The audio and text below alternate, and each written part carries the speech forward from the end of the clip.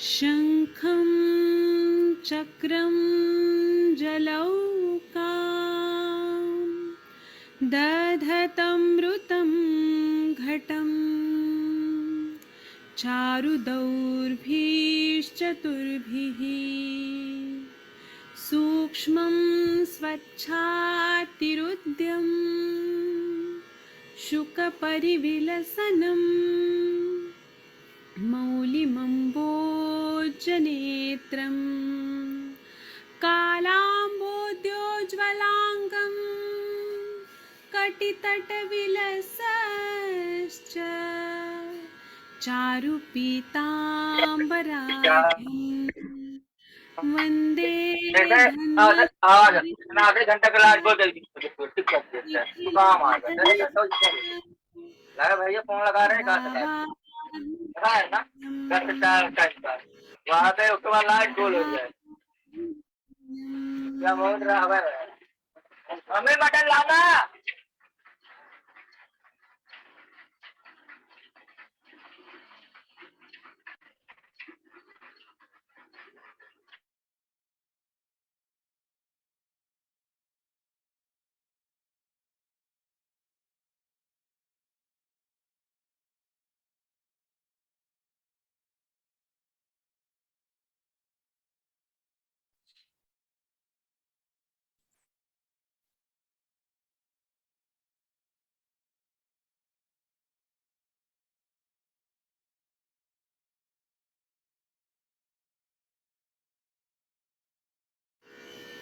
दुर्गे स्मृता हरसि भीतिम् अशेषजन्तोः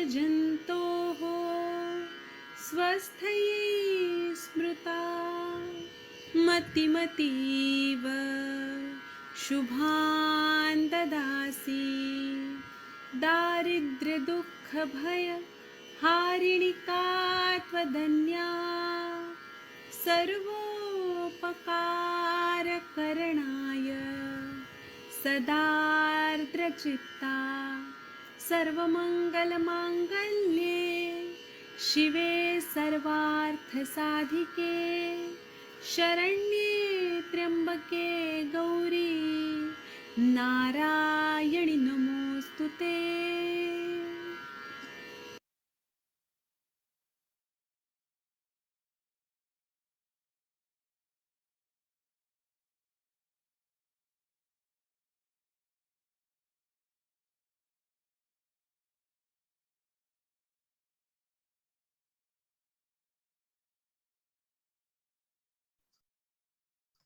नमस्कार, very good afternoon to one and all. आप सभी का इस टीचर्स डे के इस खास प्रोग्राम में बहुत बहुत स्वागत है।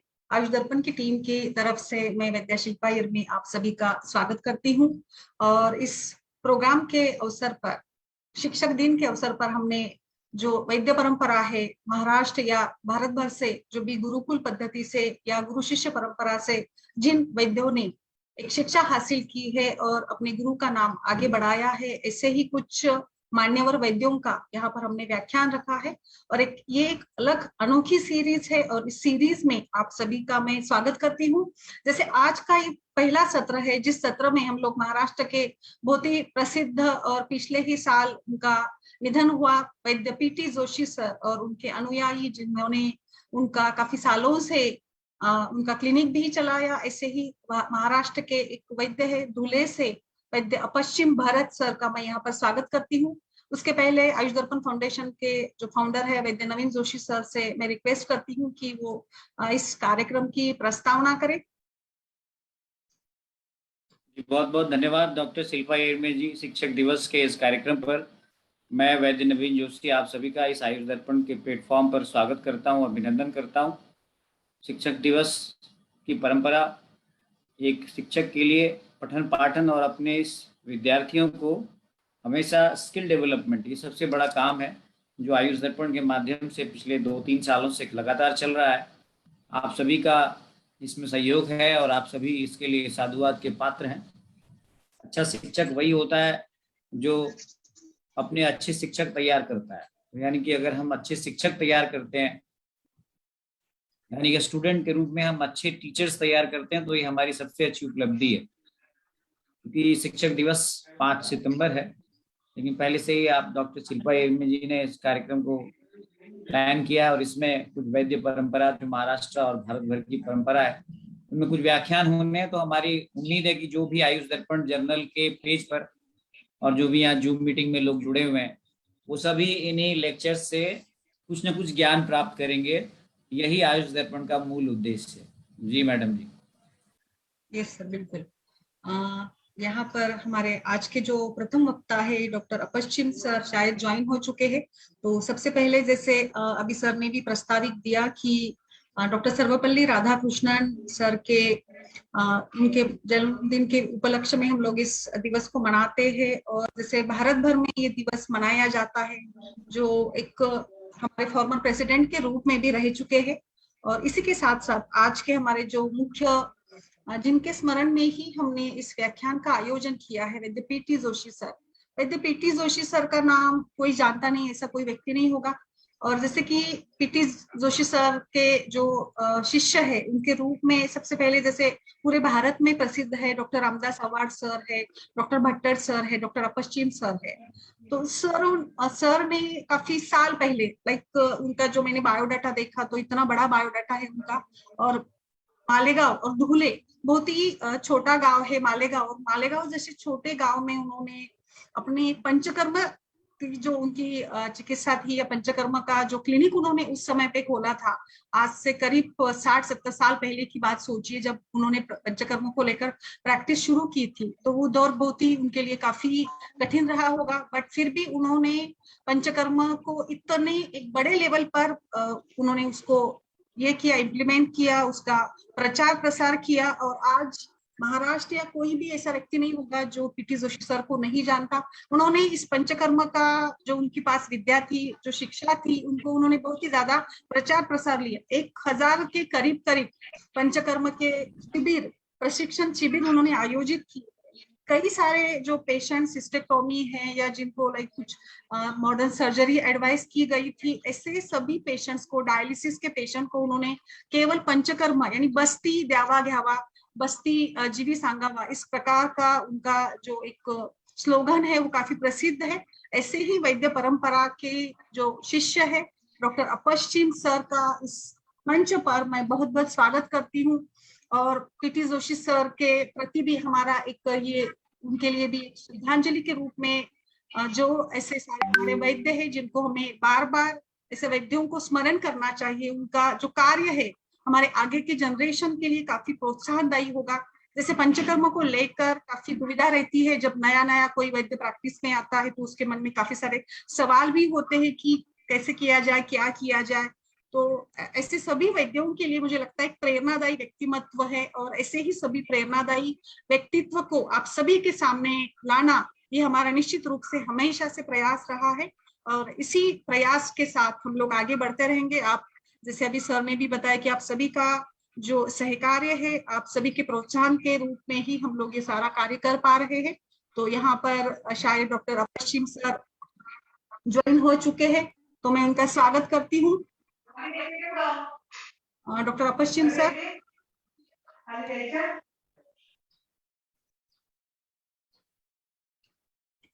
आप है मीटिंग में है सर? डॉक्टर अपश्चिम सर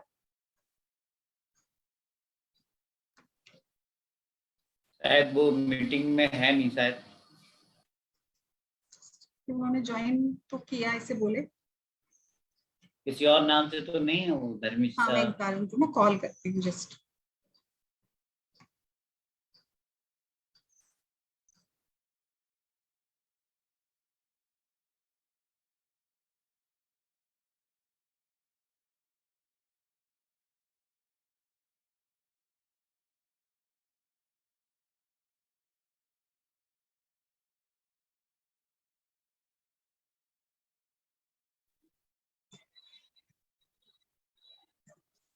हेलो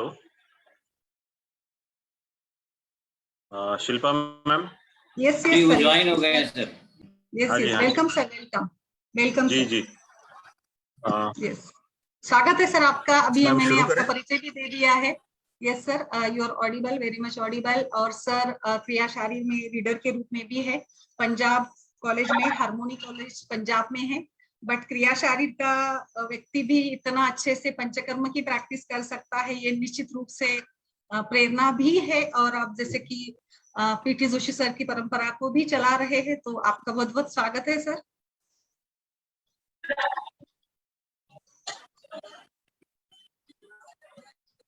बहुत बहुत धन्यवाद है आपका शिल्पा मैम।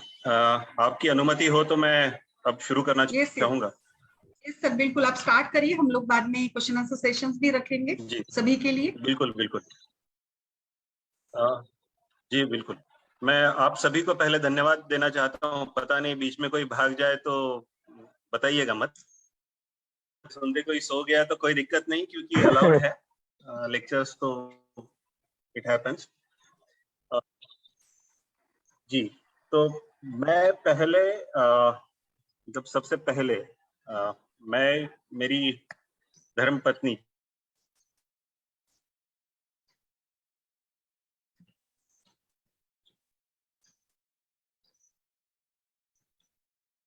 सर आप शायद म्यूट हो गए, आप अनम्यूट करिए।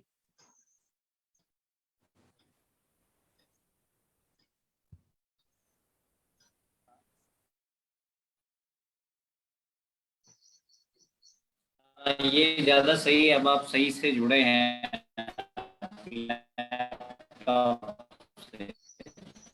सर आवाज आ रही? हाँ, एक मिनट।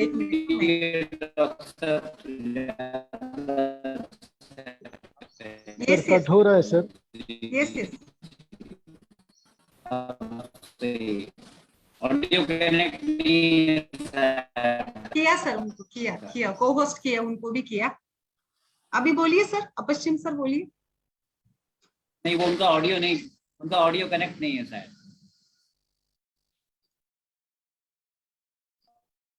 आप अपने ऑडियो कनेक्ट करिए डॉक्टर साहब। वो ज्वाइन विद ऑडियो कुछ आया होगा आपका सर। ऑडियो कनेक्ट नहीं हुआ है उनका, अभी वो दिख रहा है इसमें ऑडियो, केवल वीडियो कनेक्ट हुआ।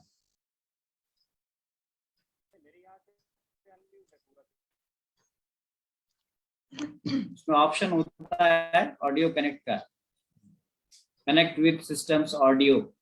लैपटॉप पे जब आप ज्वाइन होते हैं पूछता है।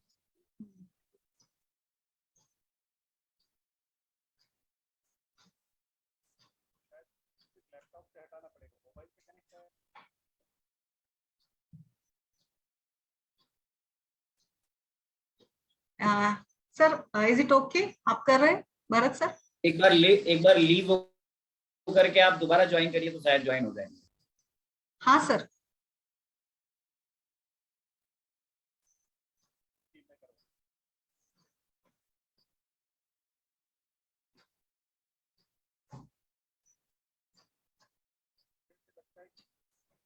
मुझे ऐसे लगता है कि मोबाइल से ही ज्वाइन करना पड़ेगा, लैपटॉप का थोड़ा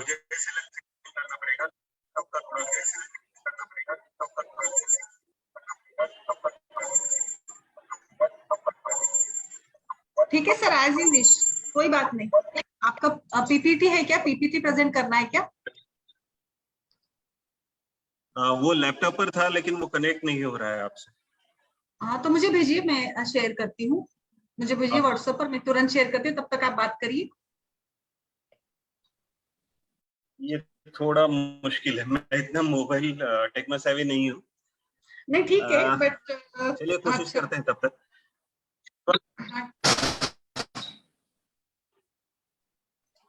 हाँ जी, शुरुआत करते हैं। मैंने पहले भी 2 बार नाम ले चुका हूँ, लेकिन तीसरी बार लेता हूँ। शुभांगी जो आयुर्वेद की गुरु है, जिसकी वजह से मैं आयुर्वेद में आया हूँ, अगर वो ना होती तो शायद मैं मेरे पापा की जीपी ही कंटिन्यू करता था। लेकिन अब जब पहुंच गए तो फिर जहां जहां वो गई वहां वहां मैं सीखने गया। तो नाना जी के पास सबसे पहले गया, रविंद्र सर के पास गया, फिर रामदास सर के पास गया।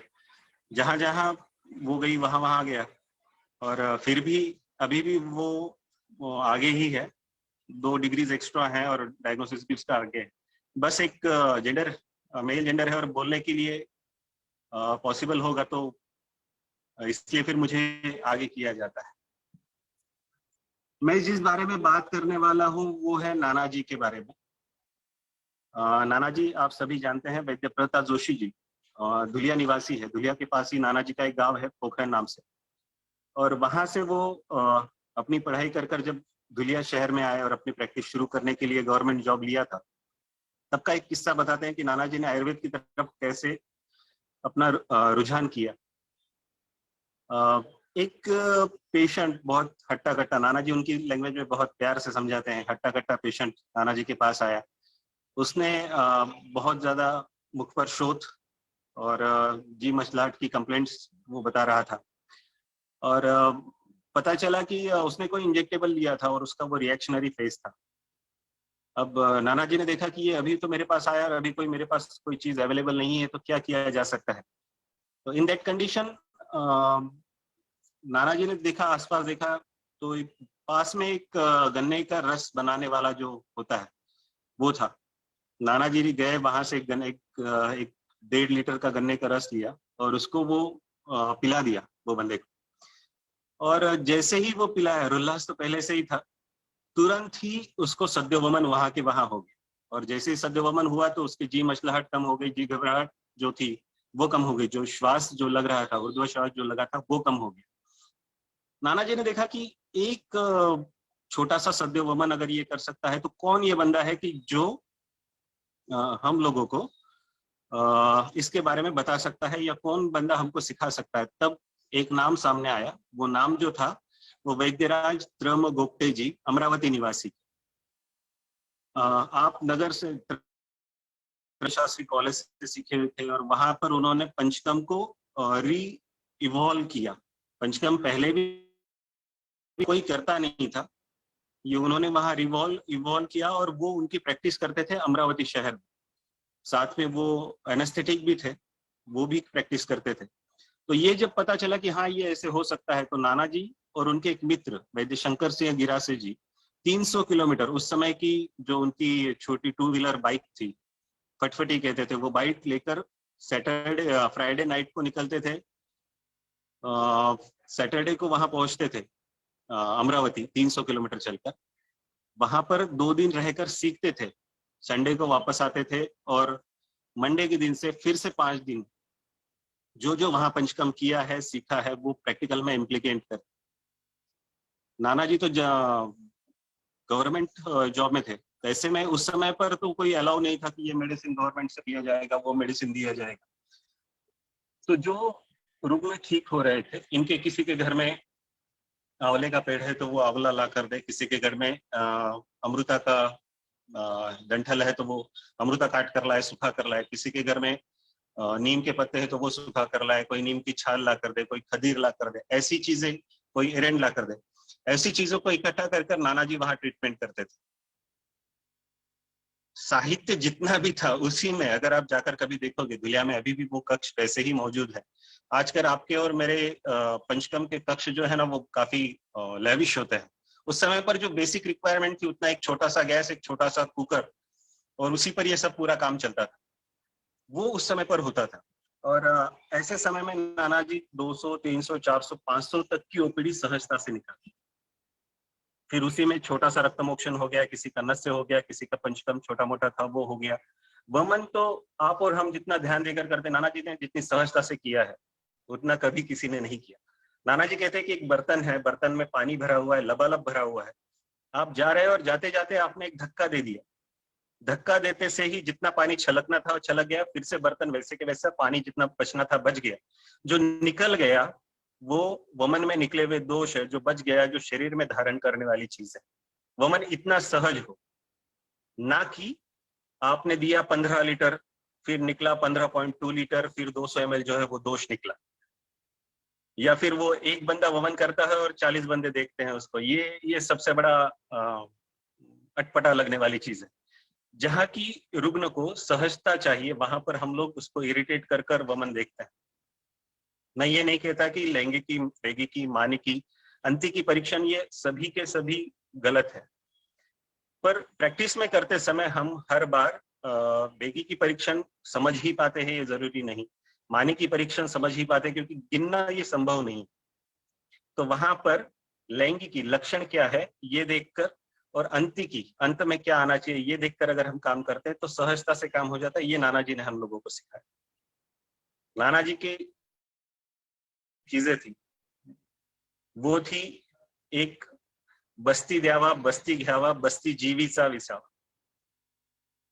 जैसे मुन्ना भाई एमबीबीएस में वो मुन्ना बोमन ईरानी तो आखिरी में बोलता है ना, आ मामू लेट जा, पहले तेरे को चेक करते हैं फिर बाद में फॉर्म भरेंगे। तो नाना जी कहते थे पेशेंट आते ही पहले उसको पकड़ो, उसको अड़ा करो और बस्ती दे दो। एक बार बस्ती दे दिया आपने, जो वात बढ़ा हुआ था, जो एग्जैगरेट हुआ हुआ वात है वो निकल जाएगा, मल साफ हो जाएगा।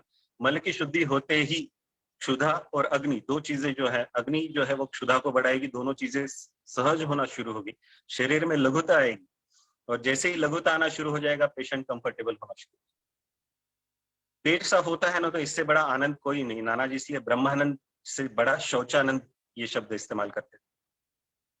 कभी भी जाओ तो नाना जी का एक बहुत पेटेंट शब्द था, वो किसी को भी क्या विद्वान कैसे हो ऐसे पूछते थे। एक स्वाभाविक कॉलर टाइट हो जाता, नाना जी अपने को अच्छा पढ़ने वाला समझते हैं, भले ही आप पढ़ो ना पढ़ो, लेकिन नाना जी ने कभी ये भेदभाव नहीं रखा कि ये बंदा कितना पढ़ा है, इसको कितने मार्क्स मिले हैं, ये टॉपर है नहीं है, कितने सब्जेक्ट इसके 80-80 में रहे, ये कभी नहीं सोचा। वो ऐसी बहती गंगा थी कि बस देते चले गए, जिसकी जितनी झोली थी उसकी झोली में उतना आया, जिसका जितना बड़ा बर्तन था उतना बर्तन में उसने संजो लिया, जिसने नहीं संभाल पाया वो छोड़कर चला। देते समय नाना जी ने ये नहीं देखा कि इसकी हार्ड डिस्क कितनी है, 32 GB है, 64 GB है, 1 TB, ट्रांसफर कैपेसिटी कितनी है ये नहीं, मुझे बस देना है। और अगर आप नाना जी के पास पढ़े हुए बच्चों से कभी बात करोगे तो पता चलेगा जब बच्चों के मन में आता था वही सब्जेक्ट नाना जी उस दिन सिखा देते। एक दिन ऐसा हुआ कि बच्चों को लगा कि आज कुछ व्यापक के बारे में बात किया जाए, तो नाना जी आए, बैठे और बोला, अरे यार रोज की कहानियां बहुत हो गई, आज मैं तुम्हें पंचकर्म के व्यापक के बारे में बताता हूँ। इतनी सहजता से नाना जी हम लोगों को बताते थे। नाना जी का और एक बहुत पसंदीदा वर्ड था, घी शक्कर रवा तो झक मारती दवा। अगर ये तीनों साथ में आप ले लो तो कोई चिंता नहीं। मैंने नाना जी को डायबिटिक पेशेंट को दोनों को मिलकर ये रवा बनाकर, घी शक्कर का रवा बनाकर खाते हुए देखा है। उसी पेशेंट को नाना जी ने वमन भी करवाया, उसी पेशेंट का गैंग्रीन था तो रक्तमोक्षण कर कर वो भी रुकवा दिया, एम्पुटेशन होने वाला था वो भी रुकवा दिया, और वो भी आईसीयू में। इतना सहजता से नाना जी करते थे और पता भी नहीं चलता था कि अरे यार ये अपना पंचकर्म हो गया, इतना इजीली वो बताते थे। नाना जी ने पहला जो मैंने आपसे कहा ना कि वो सरकारी दवाखाने में मेडिकल ऑफिसर थे, वहां एक सेठ जी की ट्रीटमेंट करते हुए उसको भी जो चरक ने कही हुई जुगुप्सा चिकित्सा, गुप्त चिकित्सा जो बोली गई है, कि उसको न बोलते हुए कुछ औषधियां देकर वमन करवाया। किस्सा बहुत प्यारा है, संक्षेप में बताता हूँ कि जब देखने गए तो पता चला कि सभी ब्रोहण वाले द्रव्य दिए जा रहे हैं, सेठ जी आलस से लेटे हुए, कप से लबालब भरे हुए हैं। ऐसी कंडीशन में अगर कुछ भी देने जाए तो काम नहीं करेगा, इसको शोधन ही करना चाहिए। तो नाना जी ने बोला कुछ मत करो, ये पुड़िया दे दो, जब भी वो दूध या जूस आप दे रहे हो उसके साथ में, और घंटा भर उनको कुछ मत देना। और नाना जी वहां से खिसक लिया, वो उनकी भाषा में था कि खिसक ली। और जैसे ही निकल गए तो 15वें मिनट को नौकर भागते दौड़ते पहुंचा, अरे उनको तो उल्टियां हो रही, अच्छा चल तुम चलो मैं आता हूँ। नाना जी को पता था कि उल्टियां तो हो रही है और होनी भी चाहिए। उन्होंने इतना ही बोला कि उनको बस गर्म पानी दे दो और मुंह साफ करते रहो। नाना जी जानबूझकर 15 मिनट और नहीं गए, तब तक वमन पूरा हो चुका था। जब नाना जी पहुंचे तो सेठ साहब बिल्कुल स्वस्थ, जो पहले लेटे हुए थे उठकर बैठे हुए थे, प्रसन्न चित्त था, पसीने का कोई नामो निशान नहीं, बिल्कुल सुहास्य वदन से सामने बैठे थे और बता रहे थे कि अरे वाह डॉक्टर साहब ये क्या हुआ, आपने जो दवाई दी उससे तो पता नहीं क्या हुआ, लेकिन उल्टियां हुई और साफ हो गई। नाना जी बड़े सहजता से बोले, बस वो मैंने उसी की दवाई दी थी। नाना जी ने आगे की चिकित्सा की। वो बंदे ने नाना जी को बुलाकर एक चेक लिख कर दिया कि ये आपने जो मेरी चिकित्सा की, नगर सेठ था, ये जो चिकित्सा की इसका ये मूल्य है, मैं आपको दे रहा हूँ। नाना जी ने चेक उठाया, जेब में रख दिया। उन्होंने पूछा देखोगे नहीं कितने का है? बोले क्या करना है देखकर, कुछ बोले नहीं। वहां से उठे वो चेक सीधा उठाकर नगर पालिका में जो म्युनिसिपल कॉर्पोरेशन होता है उसमें जमा करवा दी। उस समय का उस पर का आंकड़ा अगर आपको मैं बताऊं तो आंखें चौंधिया न जाए। 1 लाख रुपए उस समय के थे, वो पूरे के पूरे उन्होंने नगर पालिका म्युनिसिपल कॉर्पोरेशन का हॉस्पिटल बढ़ाने के लिए डोनेट कर दिया। इतने सहज थे नाना जी, और आखिरी दिन तक नाना जी ने बच्चों को पढ़ाना नहीं छोड़ा। इनके बहुत सारे लेक्चर्स यूट्यूब पर अवेलेबल है, सीडीज हैं, सेमिनार्स में। मैंने खुद नाना जी को वुमन के सेमिनार में, रक्तमोक्षण के सेमिनार में असिस्ट करने का मौका पाया। इतना ऊंचा भाग्य तो हर एक का नहीं होता, पर ये बात सहज इसलिए है कि क्योंकि वो नाना जी बताते थे। आप और मैं जो आपको बता रहा हूँ, जितना सहज लग रहा है इतना सहज नहीं। जो भी आपके सवाल होंगे उनके जवाब मैं आखिरी में जरूर दूंगा। नाना जी के बारे में जब ये बता रहा हूँ तो उनके जो शिष्य थे, Narendra Gujarati ji, Ramdas Awad sir, Satish Bhattar sir, Shrikant Wadile sir, Praful Mundada sir, और नाना जी के जो बेटे हैं वैद्य प्रवीण जोशी सर, इन सब लोगों का एक समूह जो काम वैसे भी कर रहा था, उन्होंने कहा कि एक समूह बनाया जाए। नाना जी के नाम से प्रभाकर का प्र, और नानी जी जो औषधि निर्माण का बहुत अच्छा काम देखती है, उनके नाम से भा, शोभा का भा, ऐसे प्रभा आयुर्वेद फाउंडेशन नाम से एक संस्था का रचन किया गया। ये संस्था पंचकर्म के बारे में प्रचार प्रसार का, जनसामान्य तथा वैद्यों में प्रचार प्रसार का काम करती है। नियमित स्वरूप से अलग अलग जगह पर सेमिनार्स लेना, वर्कशॉप लेना, वैयक्तिक स्वरूप पर हर एक वैद्य अपने यहाँ पर 5 से 15 बच्चों को हर महीने 1 महीने का प्रशिक्षण देना, ये सभी कार्यक्रम नियमित स्वरूप से चलाते हैं। जो भी जिनका बीएमएस कंप्लीट हुआ है, ऐसे बच्चे संपर्क में आते हैं, और जो सीखना चाहते हैं, वहां रहकर काम करना चाहते हैं, वो जाकर जरूर सीख सकते हैं। ये कॉपी पेस्ट वाले जमाने में काम करना और जानकारी लेकर आगे बढ़ना, ये सबसे बड़ी बात नाना जी ने हम लोगों को सिखाई, और हम लोग उसी तरीके से ये आगे पहुंचाने का प्रयास कर रहे हैं। बहुत सारी चीजें नाना जी के बारे में बताने के हेतु से, पर कुछ जो प्रैक्टिस के नुस्खे उन्होंने हमारे साथ बांटे, उसमें से पहली चीज मैं आपके साथ बांटना चाहता हूँ, वो है निदान की पद्धति। जब आयुर्वेद में पढ़ते हैं कि अरे वो ये रस की दुष्टि है, वो कफ की दुष्टि है, वो ये है, वो है, तो थोड़ा सा मन में संकोच तैयार हो जाता है, या सोच हम लोग करना रखते हैं कि कैसे निदान किया जाए। तो वाग्भट के सूत्र स्थान के 12वें अध्याय के 65वें श्लोक में ये वर्णन आता है, तस्माद विकार प्रकृति अधिष्ठानांतराणि च। विकार की जो प्रकृति,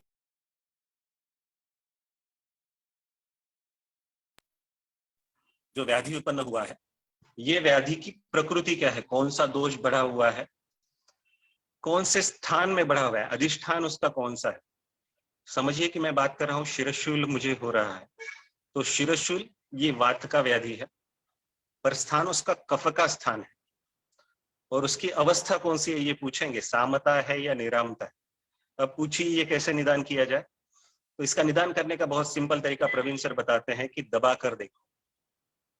अगर दबाते हैं, सर दर्द है, आप दबा कर देखो, अगर दबाते हैं और आपको अच्छा लगता है तो ये क्षय है, और दर्द बढ़ता है तो ये सामता है, क्योंकि अवरोध होने से दबाने के बाद जो वात है वो यहाँ वहां नहीं जा सकता, दीवारों पर प्रेशर तैयार करता है, इसलिए अवरोध महसूस होता है, दर्द बढ़ता है। तो ऐसे समय में वहां पर अवरोध है, तो आपने देखा दोष वात स्थान कफ का, और अवस्था साम है या निराम है। सपोज मैं कहूं कि मुझे दबाने से अच्छा लगता है, तो ऐसी कंडीशन में हम लोग क्या सोचें, चिकित्सा कैसे की जाए। तो सर इसके लिए बहुत एक आसान तरीका आपको बताता हूं। मैं बहुत ज्यादा पढ़ाकू आदमी नहीं हूं, तो एक बिल्कुल सहजता वाला 13वें अध्याय को सामने रखकर बात रखते हैं। मेन्यू कार्ड बनाते हैं। आप मैं होटल में जाते हैं, खाना खाते हैं, पसंदीदा सूप ऑर्डर करते हैं, डेजर्ट ऑर्डर करते हैं। ऐसी कंडीशन में आप जैसे होटल में गए, आपने कोरिएंडर सूप ऑर्डर किया, या थोड़ा सा सर्दी जुकाम है तो आपने कोई तीखा सूप ऑर्डर कर दिया, वो पहले आप लेते हो, फिर मेन कोर्स आता है और उसके बाद डेजर्ट आता है। वैसे ही ट्रीटमेंट का, हाँ जी बिल्कुल, ट्रीटमेंट का मेनू कार्ड बनता है। पूर्व कर्म, प्रधान कर्म, और पश्चात कर्म। जी जी बिल्कुल, इसको इसी तरीके से देखा जाए।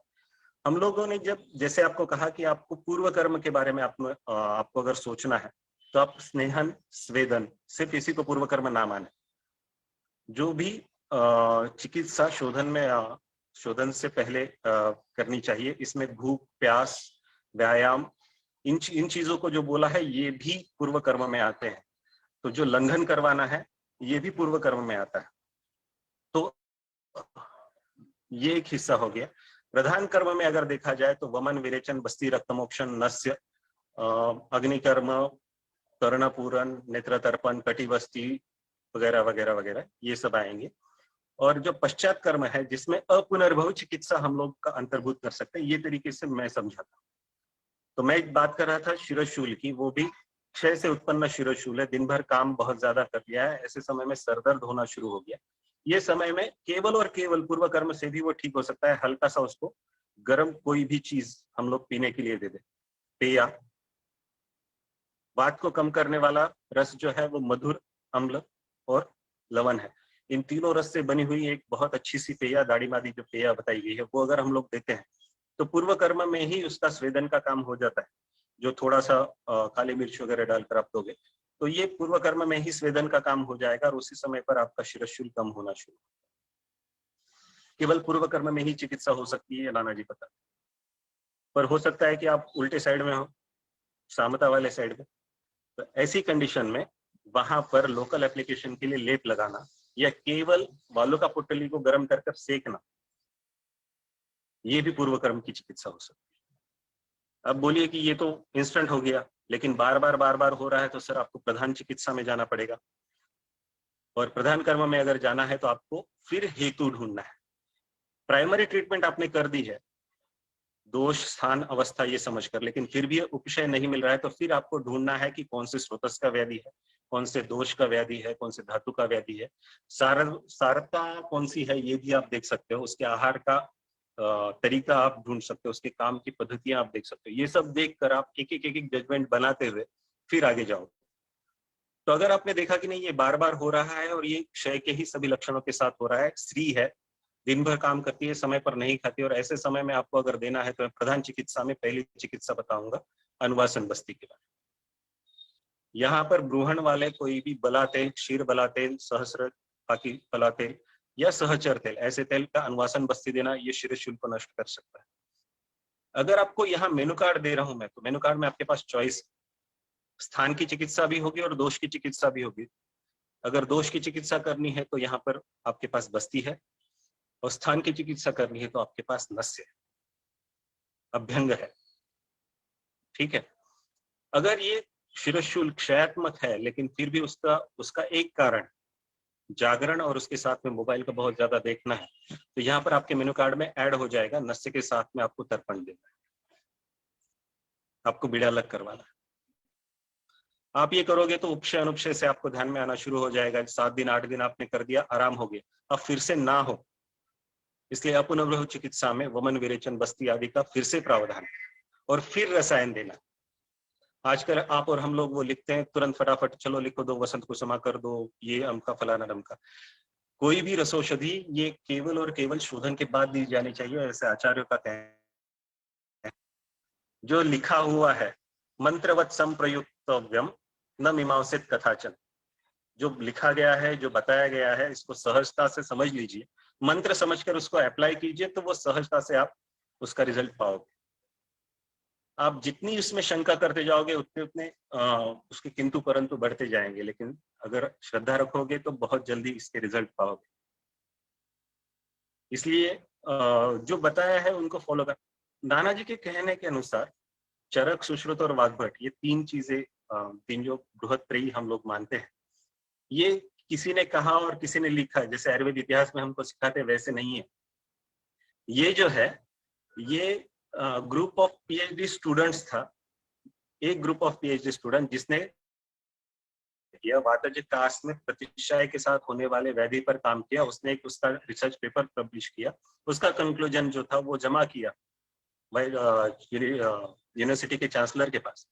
ऐसे अलग अलग ग्रुप्स इकट्ठा हुए, सभी ग्रुप्स ने जो भी पीएचडी का काम किया है उसका कंक्लूजन कर जो एक सहजता में बैठा है, ऐसा कंक्लूजन वाला ग्रंथ बोला गया, इसलिए इसको चरक सुश्रुत वाग्भट इनको बोलते हैं।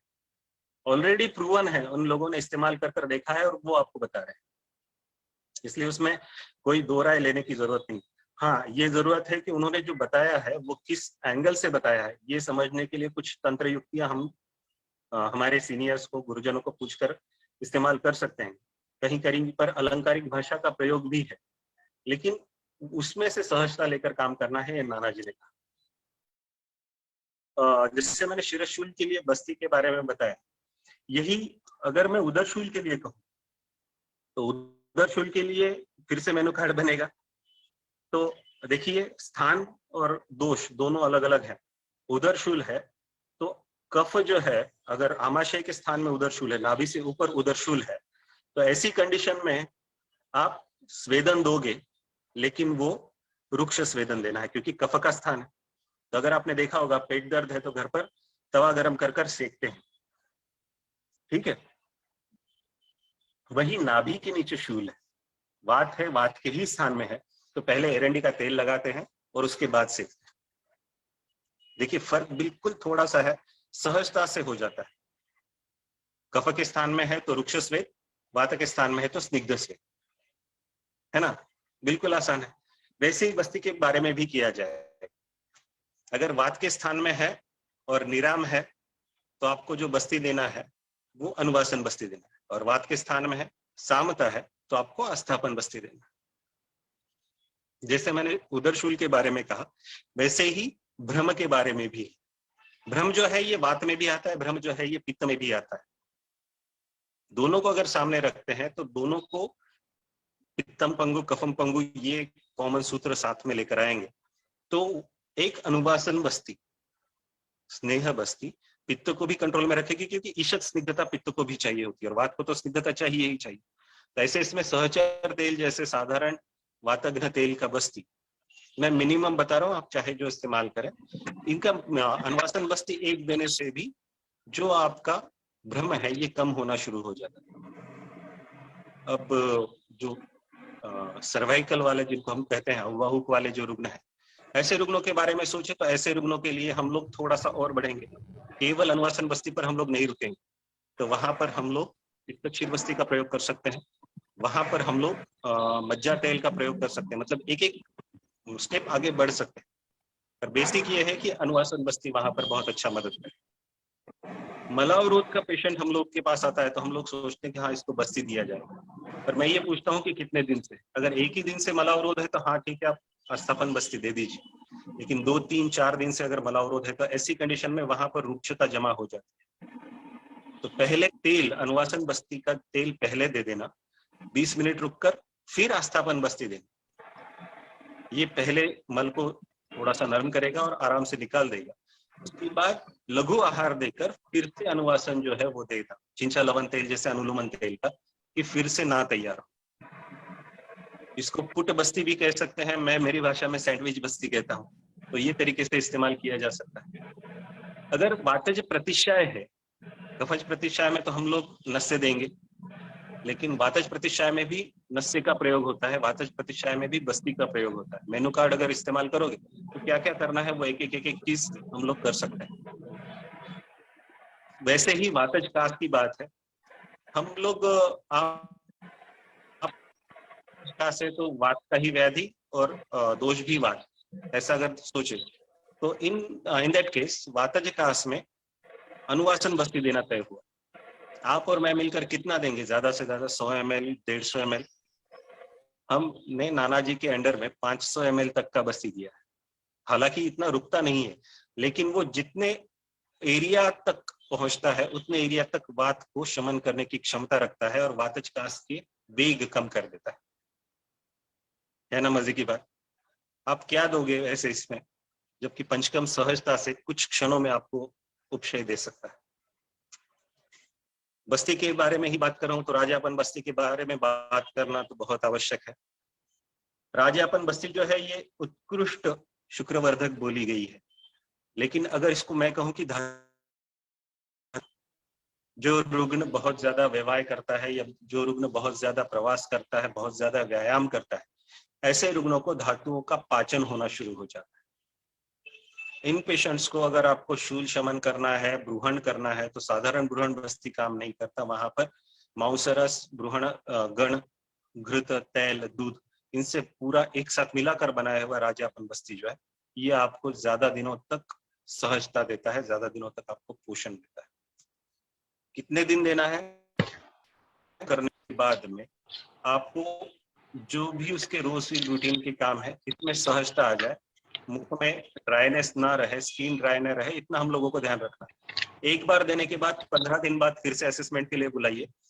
2 बस्ती 3 बस्ती के बाद अगर वो बोलता है कि नहीं अब मेरा भूख अगर थोड़ा भी बढ़ता है तो भूख कम होना शुरू हो जाता है, ये ध्यान में रखिए, तो वहां पर हम लोग रुकेंगे। 15 दिन बाद असेसमेंट के लिए फिर से बुलाइए और आवश्यकता हो तो फिर से रिपीट करिए। राजयापन का ये तरीका है। वही सामता वाले रुग्णों में, संधिशूल वाले रुग्णों में कहिए या फिर शोथ वाले रुग्णों में जानुशोथ हो जाता है या फिर यूरिक एसिड वगैरह जैसी बातें हम लोग करते हैं, ऐसी कंडीशन में हम लोग पूर्व कर्म में या फिर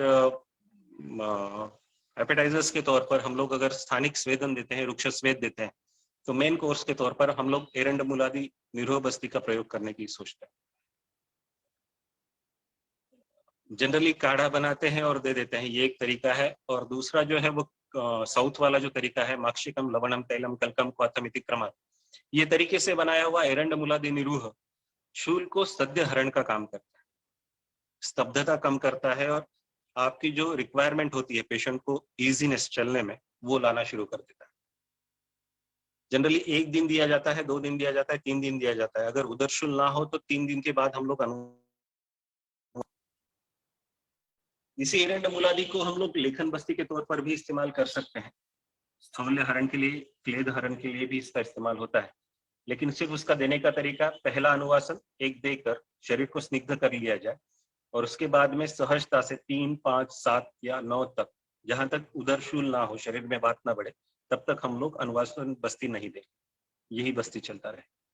इस तरीके से भी दिया जाता है। साथ में आप आहार विहार के नियम दे सकते हैं, औषधीय जो आपको चाहिए चूरन चटनी के नाम से वो दिया जा सकता है।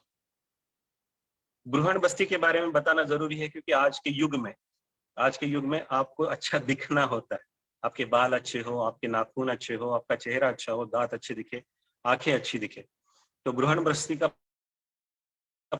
तो आप तिक्त क्षीर वाला ब्रूहण बस्ती प्रयोग करना चाहे तो पंचतिक्त द्रव्य, क्षीर, इनको सिद्ध कर कर बस्ती बनाए और उसी में महातिक्त डालकर इस्तेमाल करें। ये नाना जी का बिल्कुल ब्रूहण बस्ती के लिए मांसरस को निकालकर क्षीर के साथ में दिया जाए, हम लोग देते हैं। या फिर यापना बस्ती में ग्रंथकर्ताओं ने बहुत सारे बताए, लेकिन स्नेह में तेल और घृत दोनों को मिलाकर 50 ml, 60 ml, 70 ml, जब तक पेशेंट को टॉलरेट नहीं हो सकता उस चीज का हम लोग प्रयोग कर सकते हैं। कंटिन्यूअसली 1.5 या 2 महीने तक ये दिया जा सकता है, अल्टरनेट डेज पर। अगर भूख कम हो रही है या ज्वर वगैरह आ रहा है तो हम लोगों को रुकना है और दीपन पाचन करके आगे जाना। जब मैं ये बात कर रहा हूँ, इसके साथ में पिच्छा बस्ती की बात करना जरूरी है, जो खास कर अतिसार में दिया जाता है या फिर आप जिसे कहते हैं अल्सरेटिव कोलाइटिस के पेशेंट्स में भी इस्तेमाल करते हैं। ग्रंथकर्ताओं ने तो बहुत बड़ा तरीका बताया है, लेकिन प्रवीण सर का तरीका मैं आपको बताता हूँ कि तेल को गर्म करते हैं, 50 ml तेल है, गर्म करते हैं, बिल्व और मुस्ता 2 पाव चम्मच उसमें डालते हैं, एक हल्का सा उबाल आ जाए, नीचे उतारने के बाद मोचरस पाव चम्मच मिक्स होगा। मोचरस अगर पहले डालोगे तो वो फूल जाएगा, गोंद है फूल जाएगा, तेल एब्सॉर्ब कर लेगा, उसका यूज नहीं। नीचे उतारोगे तब गोंद डालोगे और उसी को घोलकर पूरे द्रव्य के साथ बगैर छाने वैसे ही दे देना। कल का ही बात है, एक साधु भगवंत थे, जैन साध्वी, उनको बहुत सारी कोशिश करने के बाद भी सरक्तमल बंद नहीं हुआ था। कल दूसरा पिच्छा बस्ती लगा है और सरक्तमल बंद हो गया। इतना इजी है बस्ती में काम कर। बस्ती के और भी टाइप्स हैं, पर मुझे ऐसे लगता है कि मैंने काफी सारा समय ले लिया है। फिर कभी और समय होगा और शिल्पा मैम आज्ञा करेंगे तो मैं आपके साथ जरूर जुड़ना चाहूंगा। मुझे लगता है मुझे यहाँ रुकना चाहिए, जो भी आपके सवाल है उस बारे में बात कर फिर हम लोग आगे चलें। ठीक है Shilpa ma'am?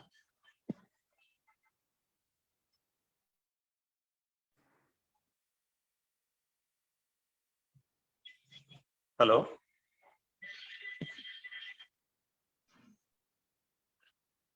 Yes sir, hello.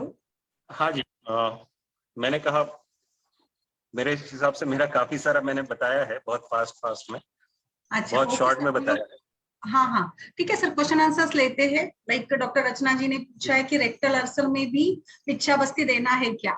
सो थोड़ा सा डायरेक्ट इंटरेक्शन करते हैं हम लोग सभी वैद्यों के साथ। आप बताइए सर। जी जी बिल्कुल। रेक्टल अल्सर्स में पिच्छा बस्ती बहुत अच्छा काम करता है। हीलिंग का सबसे अच्छा प्रॉपर्टी है एक पिच्छा बस्ती में। दूसरी बात मैं आपको बताऊं कि जो यूजफुल बैक्टीरियल है, बैक्टीरियल रिहेबिलिटेशन का कंसेप्ट जो आता है, ऐसी कंडीशन में अगर आप काम करना चाहते हैं तो रिहेबिलिटेशन जो है ये बैक्टीरिया जो है जो गोंद में सबसे ज्यादा अवेलेबल होते हैं, जो नीरियास है उसमें सबसे ज्यादा अवेलेबल होते हैं, और उसमें लाख वाला है तो उसमें बहुत सारे बैक्टीरियाज अवेलेबल है। अगर आप सर्च करें नेट पर तो ये पूरा मिल जाएगा। तो इन दैट केस मोचरस इस्तेमाल करना सबसे सेफ और सबसे अच्छी चीज है रेक्टल अल्सर्स में, सभी में। ब्लीडिंग पाइल्स में तो करते ही करते हैं, लेकिन अल्सरेटिव कोलाइटिस जैसे अल्सर्स के रुग्णों में भी किया जाता है। तो थोड़ा मेथड भी बताइए प्लीज, पिच्छा बस्ती का आपका क्या मेथड है? आप क्या बिल्कुल क्या यूज आसान है। करते हैं? पहले तेल लेते हैं, उसको गर्म करते हैं उबाल आने तक।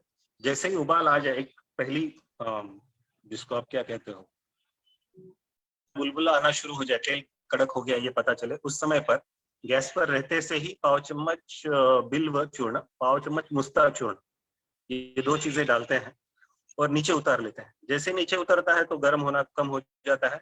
फिर हम लोग मोचरस उसमें डालते हैं, अच्छे से घोट लेते हैं, मर्दन करते हैं। सब मिक्स हो गया ये पता चला तो उसी को सिरिंज में भरकर कुनकुना होते से ही बस्ती दे दी जाए। स्लोली देना है, बहुत फास्ट नहीं देना है। ये देते समय गड़बड़ी एक ही होती है कि ज्यादा तेल गर्म हो सकता है, तो ये ध्यान रखिएगा बस।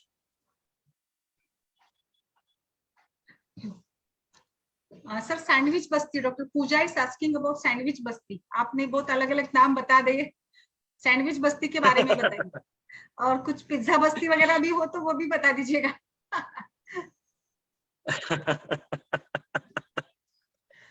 देखिए, सैंडविच बस्ती ये बहुत अच्छा कंसेप्ट है।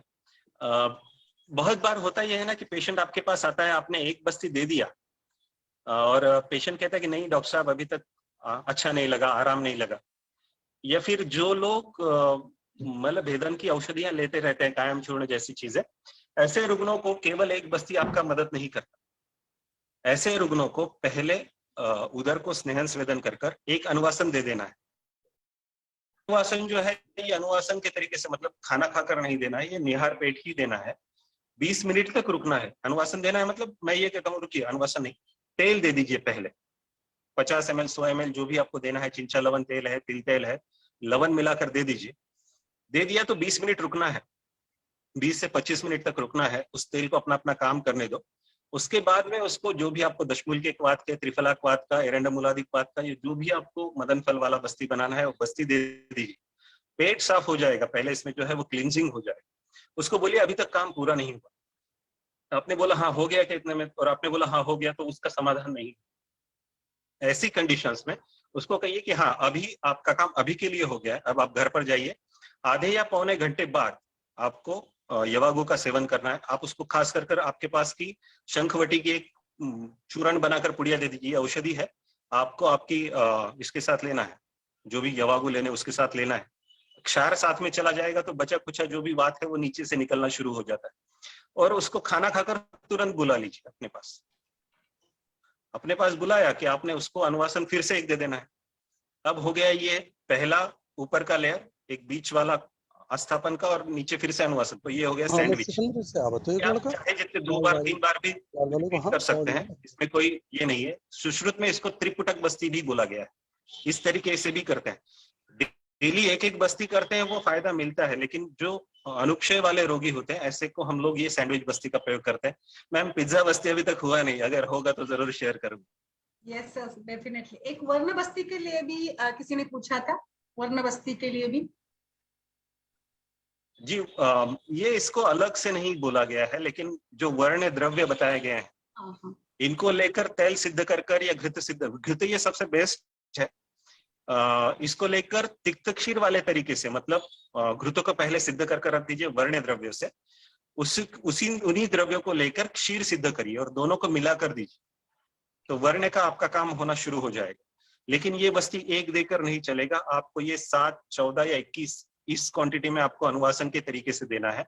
और केवल वर्ण बस्ती एक काम नहीं करता, यहाँ पर नस्य, कवल और वर्ण बस्ती तीनों को साथ में अगर लेते हो तो चेहरे का फर्क है ये 7वें दिन से आना शुरू हो जाएगा। ग्लो में फर्क जो है, जो फेशियल के बाद आता है ना, वो 3 दिन में चला जाएगा, लेकिन ये जो ग्लो है ये 1.5, 2 महीना तक नहीं जाएगा। हाँ सर, और आमतौर पर ये रहता है कंफ्यूजन की अनुवासन और निरूह हम लोग कितने समय बाद दे, एक साथ कैसे दे, और 1 महीने में जैसे हम लोग गायनिक में यूज करते हैं ना मात्रा बस्ती या उत्तर बस्ती 7वें दिन से 15 दिन तक, तो फिर नेक्स्ट साइकिल में कैसे दे, थोड़ा एक्सप्लेन करिए आप अपने अनुभव के हिसाब से कि हम बस्ती कितने दिन बाद रिपीट कर सकते हैं, और डिस्टेंस बिटवीन विरेचन, बस्ती और वमन। जो डिस्टेंस है बेसिकली वो 3 से 7 दिन तक का रहना चाहिए, क्योंकि तब तक बल फिर से प्राप्त हो जाता है। इसलिए अगर आप बृहत बस्ती कर्म कर रहे हो या बृहत वमन कर रहे हो, बृहत विरेचन कर रहे हो, तो दोनों में 3 से 7 दिन का कम से कम तक आपको वेट करना चाहिए। ज्यादा से ज्यादा आप 15 दिन तक का भी कर सकते हो। एक बार आपने बस्ती कर्म करवा लिया है तो अगली बार का बस्ती कर्म जो है वो महीने भर बाद करवाओ तो भी चलेगा, 2 महीने बाद भी चलेगा। लेकिन अगर बीच में कहीं वात बढ़ गया है या शूल बढ़ गया है या भ्रम हो गया है या बस्ती फिर से देना है, तो आप 1 दिन का 2 दिन का बस्ती दे सकते हो। इसको रिपीट करने में कोई दिक्कत नहीं है। बार बार देने से आदत लग जाएगी, हैबिट फॉर्मिंग होगी, तो ऐसा नहीं होता। आप रोज खाना खाते हो तो हैबिट थोड़ी फॉर्म होती, हम लोग देते हैं। तो अगली बार जब भी वो आएगा, अगर उसने बोला कि नहीं अजीर्ण जैसे या दूसरा कोई सिम्टम दिख रहा है तो हमको देना है, अदरवाइज नहीं देना। सर कुछ वैद्यों ने बताया या मैंने सुना भी है कि मात्रा बस्ती जो है कंटिन्यू दिया जाता है 1 महीने तक। एक्चुअली शास्त्रों में तो ऐसे नहीं बताया है, बट आपका क्या अनुभव है, आप क्या बताएंगे? मात्रा बस्ती डेली। मैम उसके लिए एक बहुत अच्छा शब्द ग्रंथकर्ताओं ने बताया है, हाँ, निष्परिहारो। इसको कोई नियम नहीं है, मात्रा बस्ती को कोई नियम नहीं है, बट फिर भी देना उचित है क्या? जी मैं ये कहूंगा कि अगर आवश्यकता लग रही है तो हम लोग ये करते हैं कि अगर रोज देने की आवश्यकता लग रही है तो जैसे स्नेह हम लोग शमन मात्रा में देते हैं, 1-1 चम्मच रोज दिया जाता है, वैसे ही रुग्ण को सिखाया जाए कि आपको 10 ml का बस्ती रोज ले लेना, 50-100 में ना जाए। 10 ml का बस्ती दे दिया, 50 ml की बस्ती की जरूरत नहीं है, तो आप महीना भर नहीं 2 महीने इस्तेमाल कर सकते हैं, इसको कोई बाधा नहीं है। लेकिन अगर आपको मात्रा 50 ml 60 ml 7 के आगे जाना है तो अल्टरनेट डे पर इस्तेमाल करें, जिससे कि अग्नि आपका गड़बड़ ना करे। Yes sir, thank you very much sir. और एक मांसरस बस्ती जो है उसको कैसे हम लोग कितने समय तक और कितने अंतराल के बाद दे सकते हैं? जैसे धातु क्षयजन्य अवस्था है। हाँ जी, मांसरस बस्ती को हम लोग अल्टरनेट डेज पर इस्तेमाल करते हैं, क्योंकि हेवी होता है, पचन में समय लेता है, कई बार दूसरे दिन अग्निमंद भी मिल सकता है। तो ऐसी कंडीशन में आशा वरिष्ठ को साथ में प्रयोग कर अल्टरनेट डेज पर हम लोगों ने 7 बस्ती तक दिए हैं। इसके बाद में हम लोगों ने 1 महीने का गैप लिया और फिर आगे रिपीट किया। Okay sir. सर रक्त बस्ती भी कुछ है? मैम रक्त बस्ती का प्रयोग मतलब मैंने सुना है, मैंने कोशिश किया था, लेकिन मैं उसमें सहज नहीं हुआ तो मैंने छोड़ दिया। अच्छा। पर ये पूना में वैद्य नानल सर के पास मैंने सुना था, तिलक में कोई काम हुआ है, पर आगे नहीं जा पाया, माफी चाहता हूँ। यस। और मज्जा बस्ती सर? अरे ये तो हमारा फेवरेट सब्जेक्ट है। वही अगर आप किसी को भी पूछोगे तो अपश्चिम मज्जा अच्छी निकालता है, ये बताएगा। मज्जा बस्ती का प्रयोग हम लोग बहुत सहजता से करते हैं। मज्जा शोष के जो रुग्ण है, खास कर पक्षवत के, इनमें हम लोग करते हैं। हम लोग शाकाहारी मज्जा और मांसाहारी मज्जा दोनों का प्रयोग करते हैं। शाकाहारी मज्जा नारियल का तेल, बाहर कड़क आवरण होता है, पक्का आवरण होता है, अंदर गुदा होता है नरम वाला, और उसका निर्यास निकलता है, तो इसको शाकाहारी मज्जा कहा जाएगा। इन दोनों को मिलाना है। जो अस्थि से जो मज्जा निकलेगी उसको 1 या 1.5 ml एक बार में लेते हैं, और उसमें नारियल का तेल 10 ml से लगाकर 50 ml तक मिक्स करते हैं, और इसका अनुवासन के तरीके से, मात्रा बस्ती के तरीके से ये दिया जाता है। अल्टरनेट डेज पर आपको देना है, डेली नहीं देना है, क्योंकि अगर मज्जा की मात्रा ज्यादा हो गई, गलती से मज्जा तेल की मात्रा ज्यादा हो गई, तो हिर्सुटिज्म के सिम्टम्स दिखना शुरू हो जाते हैं। Yes sir, yes definitely. Doctor Arshiya please, आपका सवाल डायरेक्ट Yes, पूछिए ma'am. Doctor Arshiya. Yes ma'am. Sir आपने अभी जैसे बताया कि अगर लेटने पर मतलब दबाने पर अगर पेन कम हो तो वो क्षयजन्य संप्राप्ति है। बट मेरी मॉम का ऐसा है कि वो जब सोती है या लेटती है और उसके बाद उनको पेन होता है और फिर दबाने पर ठीक होता है, तो ये मतलब ये क्षयजन्य होगा या फिर अवरोधात्मक संप्राप्ति होगी? नहीं, दबाने से अगर ठीक होता है तो ये क्षयजन्य ही है, लेकिन आपको स्थान और अवस्था दोनों देखना पड़ेगा। इन दैट केस अगर स्पेसिफिक एक रीजन में दबाते हैं और अच्छा लगता है तो इट्स ओके। कई बार होता यह है कि जानुशूल में आप दबाते हो तो उनको अच्छा लगता है, लेकिन वही आप उरु भाग में चले जाओ, थोड़ा सा ऊपर चले जाओ, तो वहां दबाने से अनइजीनेस या सेंसिटिविटी होती है। In that case age factor, उनका शरीर का जो प्रकृति है वो कफ प्रकृति है या नहीं, ये देखकर आपको वहां पर सामता और निरामता जज करना है। बस्ती का प्रयोग कर कर आपको इसको मदद मिलेगी। अगर आपने यहाँ पर सामता है और अनुवासन बस्ती दिया तो शूल बढ़ेगा, निरोह बस्ती दिया तो शूल उपशय होगा। ये दो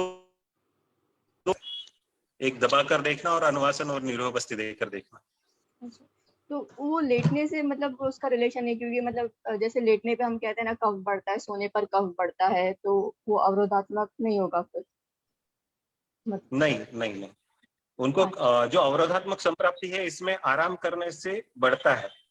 हाँ, तो सर वही वो लेटने पर या सोते हैं ना तभी उनको पेन शुरू होता है, ऐसे चलते फिरते रहे तो नहीं होता है, लेकिन दबाने पे भी ये कम होता है। ये अवरोधात्मक दोनों दबाने पे भी कम अवरोधात्मक होता है, है आप जो कह रहे हैं।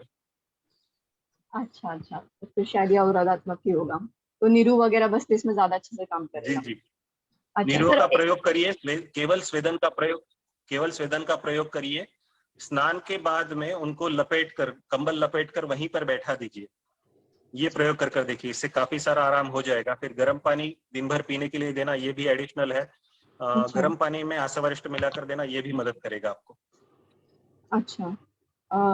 तो सर इसमें क्या, जैसे अगर उनको थोड़ा सा सियाटिका, मतलब बोलते हैं नर्व पेन होता है ऐसे पूरा कमर से पीछे लेके खींच के थाइस से लेके घुटनों तक ऐसे ज्यादा पेन होता है, इसमें कौन सी बस्ती अच्छी रहेगी फिर उसके हेलो, लिए? सर सुन पा रहे हैं? रिपीट करिए, मेरा कॉल आ गया था। Okay okay. सर वो मतलब उनको ना ऐसे हाँ, सुन पा पूरा, रहा हूँ। जी सियाटिका टाइप पेन होता है वो कहते हैं, बट प्रॉपर सियाटिका तो नहीं है, क्योंकि उनको चलने में कोई दिक्कत नहीं होती है, बस वो जैसे इंडियन वाले वगैरह टॉयलेट में बैठ नहीं पाते, नीज फोल्ड करके बैठ नहीं पाते, लेकिन ऐसे ही पेन होता है उनको पूरा पीछे से लेके कमर से लेके थोड़ा पीछे थाइस से लेके और फिर पूरा नीचे तक पेन होता है, तो इसमें कौन सी बस्ती अच्छी रहेगी? नहीं, ये जो है ये एज फैक्टर रिलेटेड भी है। इन दैट केस बहुत मेरी सलाह ये है कि बस्ती क्रम भी जरूर करवाइए इसके साथ में। अच्छा सर, कौन सी बस्ती अच्छी रहेगी इसके लिए? हेलो। दोनों दोनों अल्टरनेट डेज पर दोनों चलाना है। एक दिन सहचर तेल का प्रयोग करिए, दूसरे दिन कषाय बस्ती का प्रयोग करिए, फिर सहचर या चिंचा लवण का प्रयोग करिए, फिर कषाय का प्रयोग करिए। Okay sir. और सर एक रचना और जी। प्रश्न था मैम, एक और प्रश्न था बस छोटा सा। सर अगर ऐसे बहुत 5 सिम्टम, मतलब मुझे खुद अभी ये पेन सिम्टम शुरू हो गया है, बहुत टिंगलिंग सेंसेशन हो रहा है, जैसे वेस्टर्न टॉयलेट में हम बैठते तो बैठते से ही हो रहा है, नीचे की शेल्फ में से कुछ निकालना हो सामान तो बहुत ज्यादा टिंगलिंग सेंसेशन हो रहा है, बट डायबिटीज वगैरह सब नॉर्मल है, तो इसमें ये क्या हो सकता है, इसका रीजन और क्या कर सकते हैं इसमें? वजन कितना है? 60, अराउंड 59-60। थोड़ा वजन भी एक 3-4 मंथ्स में बढ़ा है, और मतलब मूत्र प्रवृत्ति जैसे भी थोड़ी हाँ, बड़ी तो है। मैम ये सबसे बड़ी दिक्कत ये है कि जब आप इंडियन टॉयलेट पे बैठोगे, इन दैट केस आपके दो जगह पर आपके नर्व्स पर प्रेशर बढ़ता है या वेन्स पर प्रेशर नहीं नहीं बढ़ता सर, इंडियन टॉयलेट में नहीं है। हो एक रहा होता है। है वंश। सॉरी सर, इंडियन टॉयलेट में नहीं है, वेस्टर्न टॉयलेट में भी अगर हम बैठ रहे हैं जैसे, तो बस जैसे ही बैठते हैं वैसे ही पैर हम जैसे ही रखते हैं तो उसमें 1 मिनट में ही शुरू हो जाता है, ऐसे बहुत ज्यादा ऐसे जो बोलते हैं मुंगिया आती है ऐसे बोलते हैं ना, वैसे आने लगते हैं। ये सीधा सीधा वात बढ़ने के लक्षण है। कहीं आपको इसके लिए ज्यादा समय लगता है कि वो वायरस सोचिए, या फिर इसको प्रेशराइज करना पड़ता है, या समय मतलब जिस समय पर होना चाहिए उस समय पर पेट साफ नहीं होता, ये भी सोचिएगा।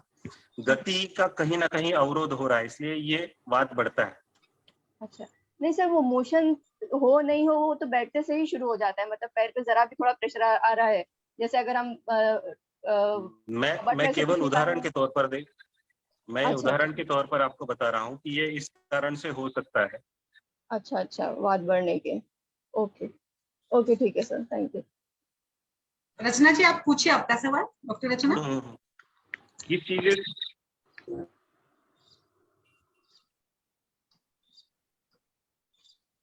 Hello doctor Rachna please. Hello. बोलिए बोलिए। हाँ जी। प्रणाम सर। सर मेरा क्वेश्चन ये था कि जब एरंड मुलादी वस्ती आपने बोला देने के लिए कि 3 तक देने के बाद या 1 देने के बाद भी अगर उदर शूल स्टार्ट होता है तो फिर अनुवासन वस्ती देनी है। हेलो। तो हाँ जी, सर सुन वो रहा हूँ। कौन सा मतलब कौन सा ऑयल यूज कर सकते हैं अगर आम बात है पेशेंट को तो वहां पे। मैं 2 तरीके के ऑयल इस्तेमाल करता हूँ। प्लेन अगर तिल तेल देना चाहे तो भी आप चलेगा, या प्लेन एरंड तेल देना चाहे तो भी चलेगा, या औषधि तेल का वहां पर प्रयोग अगर करना है तो सहचर ये सबसे सेफेस्ट है, सहचरादि तेल। अगर नहीं है वो आपके पास अवेलेबल तो तिल तेल को थोड़ा सा सेंधव मिलाकर फिर आप दे दीजिए, तो तिल तेल आपके सहज काम में उपयोग में आ जाए। सर एक्चुअली जो पेशेंट है उनको है तो ऑस्टियोआर्थराइटिस, लेकिन पूरी मतलब लक्षण सारे साम के हैं और पेशेंट बहुत ओबेस भी है, तो उसमें एरंड मुलादी काम करेगी क्या। बिल्कुल काम कर देगी, क्यों नहीं करेगी। पहले दिन अनुवासन इसलिए देना है, आप तिल तेल का या सहचर तेल का या चिंचा लवन का अनुवासन इसलिए देना है कि अगले दिन से जो कर्षण आप करने वाले हो वो कर्षण कहीं तकलीफ ना करे, वात को बढ़ाए ना। इसलिए पहले अनुवासन दीजिए, फिर कर्षण करना शुरू कीजिए। जिस दिन वात बढ़ने की लक्षण कोई भी दिखे तो रुकिए, अनुवासन दीजिए, फिर से कर्षण शुरू करिए। जी sir, thank you sir. Sir एक क्वेश्चन और था मेरा कि ये जैसे उत्तर बस्ती देते हैं तो उसके पहले भी मात्रा बस्ती देना मतलब बिना दिए भी दी जा सकती है या देना ही होता है। नहीं, उत्तर बस्ती ये मात्रा बस्ती का ही तरीका है, इसलिए अलग से देने की जरूरत नहीं। लेकिन उत्तर बस्ती देने से पहले आपका आहार हो जाना चाहिए। अगर नहीं आहार है तो दूध और घी लेना चाहिए, और अधोदर का और कटी का स्नेहन स्वेदन कर कर ही उत्तर बस्ती देना चाहिए। जी sir, thank you sir, thank you. Welcome welcome. Yes doctor Vikas. Sir good evening sir. Sir एक मेरे 2 सवाल है। एक तो आपने कहा था यूट्यूब पे आपके नाना जी की कोई लेक्चर्स पढ़े या उनके किसी साथ वाले जो हैं मित्र के कोई लेक्चर्स पढ़े, वो एक तो चैनल का नाम पता करना है। तो दूसरा है जो आपने स्थौल्य के लिए बताया था कि पहले दिन शायद जो अनुवासन देना होता है, उसके बाद आपने कुछ एरोंड आदि से बताया, तो वो एक बार फिर से रिपीट कर दीजिए थोड़ा डिटेल में। 2 सवाल है यही। डिटेल तो सर आपको किताबों में ढूंढना पड़ेगा, इतना रटा रटाया नहीं है, पढ़ाई वाला आदमी नहीं हूं, मैंने पहले ही बताया। एरंड मुलादी अगर आप आयुर्वेद पंचकर्म विज्ञान कस्तूरी शास्त्री जी का बुक देखोगे तो वहां पर आपको डिटेल इसके मिल जाएंगे, या फिर अगर आप नेट पर भी डालोगे एरंड मुलादी चरक संहिता में इसका पूरा एरंड मुलादी निरुवस्ती पूरा डिटेल में है, उसमें क्या इंग्रेडिएंट्स है सब कुछ है उसका। ये बिल्कुल जो फर्स्ट बेंचर्स है ना ये इसी तरीके से बताते हैं, इसका बड़ा डर लगता है मैम। नहीं सर, मैंने दिया प्रैक्टिकली बहुत सारे पेशेंट्स में दिया, इसीलिए मैं बता रही हूँ कि है उसका रेफरेंस पूरा एग्जैक्टली है। मैंने भी दिया है, लेकिन इतना मुझे पक्का मैंने रटा नहीं था किताबों में भी है पंचकर्म। सर आपने जो ये बताया था है। रेसिडेंसी में, रेसिडेंसी कोर्स के लिए कोई आपने बताया था कि वहां पे 1 महीना सीख सकते हैं, ये कहाँ पर है इसका एक्चुअल में जो प्रैक्टिकल? देखिए अभी 2 जगह पर तो इजीली चल रहा है, एक है कोपरगांव में रामदास अवार्ड सर के यहाँ पर, कहाँ पे है? और दूसरा है धुलिया में प्रवीण जोशी सर के यहाँ पर। सर ये दोनों कौन सी मतलब सिटी बता दिए, सिटी मतलब या स्टेट जो भी है। एक जो है कोपरगांव शिरडी के, एक धुलिया है और एक कोपरगांव है। अच्छा सर कोई कांटेक्ट इनका, जैसे इन्होंने यहाँ पे जो नंबर शेयर करा है, ये थोड़ा सा बता दीजिए कैसे क्या क्या रहता है इसमें। मैं करती हूँ शेयर विकास सर, मैं करती हूँ। ओके। अच्छा यूट्यूब पे जो लेक्चर है उनका नाम बता दीजिए जो सर है जिनका मैं वो साथ शेयर कर देता हूँ, वो आपके साथ शेयर कर लेंगे। Okay sir, okay sir. Yes doctor Deepali. प्रणाम सर, बहुत ही अच्छा बताया आपने हमेशा की तरह। आवाज आ रही मेरी? बिल्कुल साफ सुथरी।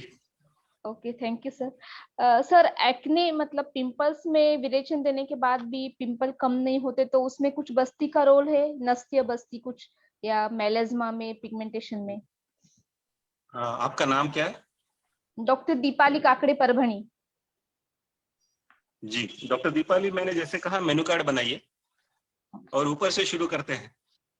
एक्ने का हम लोग केवल रक्त से संबंध रख रहे हैं, ऐसे मत करिए। ऊपर से शुरू करते हैं। डैंड्रफ है कि ये देखिए बालों में अगर डैंड्रफ है तो भी एक्ने आना शुरू होता है, तो आपको शिरोधारा जो है वो कृमिघ्न द्रव्य से शिरोधारा करवा कर देखना चाहिए। एक दूसरा, उसके आप नीचे जैसे आते जाओगे तो आपको उसको उसके साथ में पुनरुद्भव ना हो इसलिए नस्य करवा सकते हो, कवल गंडूश का प्रयोग कर सकते हो। उसके बाद में आप वमन या विरेचन का भी यहाँ पर उपयोग बताया गया है, क्योंकि एक्ने जो है ये पित्त और कफ और वात तीनों से संबंधित है। जो दोष का प्रधान लगे, अगर पित्त का लगता है तो हमको विरेचन देना है, कफ का मतलब स्थूल मूल वाला है तो वमन देना है, ड्राई है तो आपको बस्ती का प्रयोग करना है।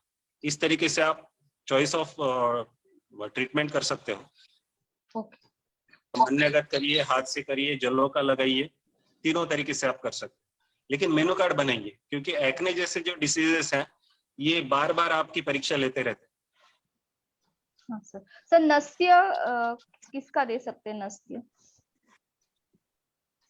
नस्य आप क्षीर षटपल घृत का दे सकते हो, सबसे अच्छा काम करता है यहाँ पर। Thank you sir, thank you very much. Sir एक डॉक्टर आशा जी ने सवाल पूछा है कि रेक्टल मसल सेंसेशन अगर लॉस हुआ है और पेशेंट स्टूल यूरिन का सेंसेशन महसूस नहीं कर पाता हो, तो वहां पर हम लोग बस्ती दे सकते हैं क्या? जी बिल्कुल देना चाहिए, क्योंकि सेंसेशन महसूस करवाना ये काम बात का है, और अगर वो नहीं है तो उसको रिगेन करने के लिए बस्ती काम करता है। लेकिन यहाँ पर मैम आपकी बहुत बड़ी परीक्षा होगी, क्योंकि ये एक बस्ती दे दिया, 10 बस्ती दे दिया, 100 बस्ती दे दिया हो गया, ऐसे नहीं होगा। आपको उसको 15 दिन का एक सेट देना है, उसके बाद रोहन बस्ती का सेट देना है, फिर वॉच करना है, फिर उसके बाद में आपको उसके साथ में नस्य का प्रयोग कर कर देखना है, अवगाह श्वेत का प्रयोग देकर बस्ती देकर देखना है, फिर आपको उसके रिजल्ट देखना है। तो इस तरीके से ये काम होगा। अधोदर कटी स्नेहन स्वेदन कर कर बस्ती देना है, या फिर अधोदर कटी में स्नेहन कर कर पिंड स्वेद कर कर फिर बस्ती देना है। इस तरीके से आपको काम करना है। 1 या 2 से काम नहीं होगा। प्लीज मेनू कार्ड बनाइए इसके लिए। जो व्याधि जल्दी से ठीक नहीं होते, ऐसे व्याधियों के लिए मेनू कार्ड ही आपका सहारा है।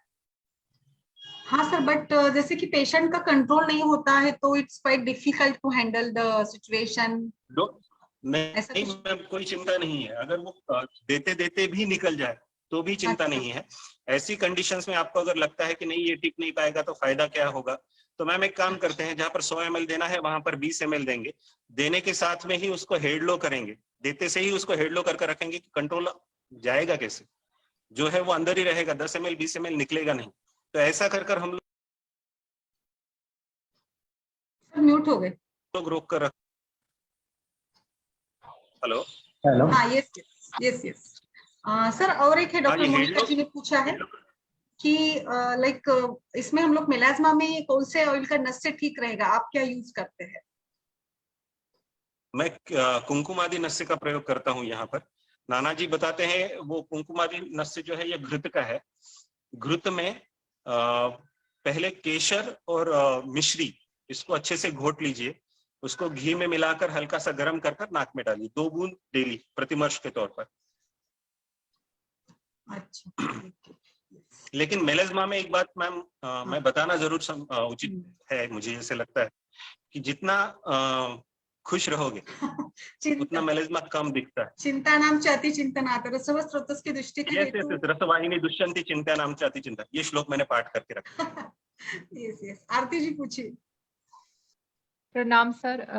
सर मेरा क्वेश्चन एक्चुअली ये था कि नॉर्मल में हम योग काल या करम बस्ती देते हैं, बट अभी जैसे कई लेक्चर्स हम सुन रहे हैं, और मैं पंजाब से हूँ, तो मैंने यहाँ पर बहुत कम देखा है कि एक दिन निरूप बस्ती दिया, अगले दिन अनुवासन दिया, चाहे हम कम मात्रा में दे रहे हैं मात्रा बस्ती के रूप में। जैसे ही मतलब लेक्चर्स में मैंने सुना जैसे 120 या 130 ml त्रिफला क्वाथ में थोड़ा सा घृत मिला के दे दिया, और उसके बाद फिर अगले दिन 100 ml तक कोई तेल या घृत का बस्ती दिया। तो ऐसा मतलब ये कहीं शास्त्रोक्त नहीं है, ऐसा हम कितनी देर तक कर सकते हैं? क्योंकि प्रैक्टिकली मतलब हमने यहाँ पर यहाँ पे ऐसा नहीं देखा, इसलिए इसका ये क्वेश्चन पूछा मैंने। देखिए, मात्रा की बात जो है ना, ये वैद्य तय करता है कि कितना देना है। मेरे पास 2 दिन का बच्चा आता है ब्लॉटिंग लेकर, तो मैं उसको मात्रा बस्ती देने की सलाह देता हूँ ऐसी कंडीशन में, क्योंकि माँ का आहार विहार नहीं है, ऊपर का दूध चल रहा है। मैं एरंड तेल का प्रयोग करूंगा और 1 या 2 ml का ही दूंगा। ठीक है। नहीं सर, इन दैट एक्चुअली मेरा ये क्वेश्चन है कि जैसे सिनेरियो जो मैं नीरू रूप में एक्शन करता है, जैसे त्रिफला क्वाथ या दशमूल क्वाथ को थोड़ा घृत तेल मिला के देती है, अगले दिन हमने कोई ऑयल या घृत मतलब वो दिया, फिर उसके बाद फिर क्वाथ का दिया, फिर उसके बाद ऑयल घृत का दिया, तो एक्चुअली ना तो ये योग बस्ती है, ना ये काल है, ना बस्ती, ये कर्म है। हाँ। हम्म। ये ऐसा चीज हम तो कब मैम, तक अगर कंटिन्यू कर सकते हैं? आप 7, 15 या 1 महीना। जी सर। और फिर उसके बाद जैसे हम ब्रेक करते हैं तो जी, कितने दिन का मतलब मैक्सिमम, क्योंकि नॉर्मल बस्ती में ऐसा लिखा रहता है कि जितने दिन बस्ती रहता है उसका जो परिहार काल है उससे डबल रहता है। तो इस ऐसे अगर हम जी, दे रहे सही हैं कि कहा जैसे आपने। सिर्फ 100 ml दे रहे हैं, कि जैसे 100 ml त्रिफला क्वाथ में थोड़ा सा 20 ml हमने कोई घी तेल दे दिया, उसके बाद अगले दिन 60-70 ml हमने घी तेल दिया, ऐसे फिर अगले दिन फिर क्वाथ का दिया, फिर ऐसे घी का दिया, तो जैसे ये 1 महीना कंटिन्यू करते हैं उसके बाद कितना ब्रेक के बाद दोबारा पेशेंट को शुरू करना चाहिए? आप मात्रा कम दे रहे हो, इसलिए वो जो नियम है वो यहाँ लागू नहीं होगा। इसलिए मैं कहूंगा कि अगर आप फिर से देना चाहें तो 7 या 15 दिन में दे सकते हो।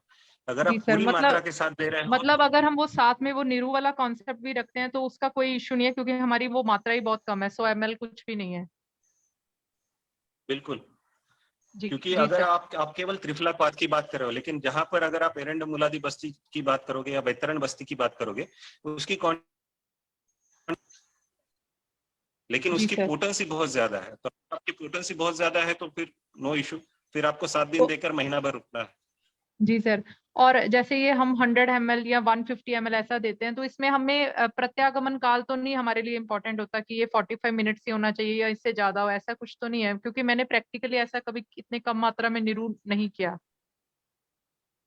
मैं भी नहीं दिया हूँ कभी भी, क्योंकि इतनी कम मात्रा में निरोध देना ही नहीं चाहिए, और क्योंकि ये प्रत्यागमन का काम ही नहीं करेगा। जी सर। ठीक है सर, थैंक यू। जी।